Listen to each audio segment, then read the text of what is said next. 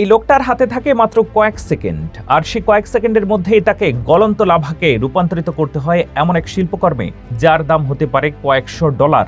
একটুখানি দেরি হলেই পুরো কাজ নষ্ট, আর সামান্য ভুল মানেই সব শেষ।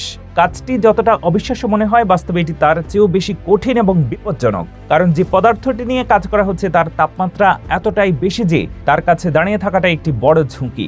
আর সরাসরি গলন্ত লাভা নিয়ে কাজ করা মানে প্রতিটি মুহূর্তের বিপদের মুখোমুখি থাকা। লাভা সংগ্রহ করার পর সেটিকে একটুও ঠান্ডা হতে দেওয়া যাবে না, কারণ সামান্য ঠান্ডা হয়ে গেলেই লাভার গঠন বদলে যেতে শুরু করে আর পুরো কাজটাই ব্যর্থ হয়ে যেতে পারে। তাই শিল্পীকে খুব দ্রুত কাজ করতে হয়। একটি বিশেষ ধাতব চিমটির সাহায্যে তিনি গলন্ত লাভাকে টেনে প্রসারিত করেন এবং ধীরে ধীরে সেটিকে একটি নিখুঁত গোলাকার আকৃতি দেন।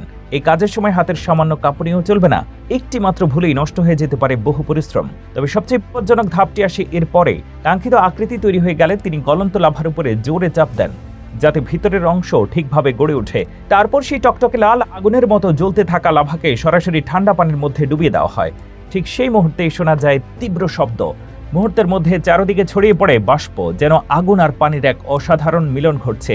আর কয়েক সেকেন্ড আগেও যা ছিল পৃথিবীর গভীর থাকা আগ্নেয়গিরির উত্তপ্ত লাভা, তা ধীরে ধীরে পরিণত হয় এক অনন্য শিল্পকর্মে।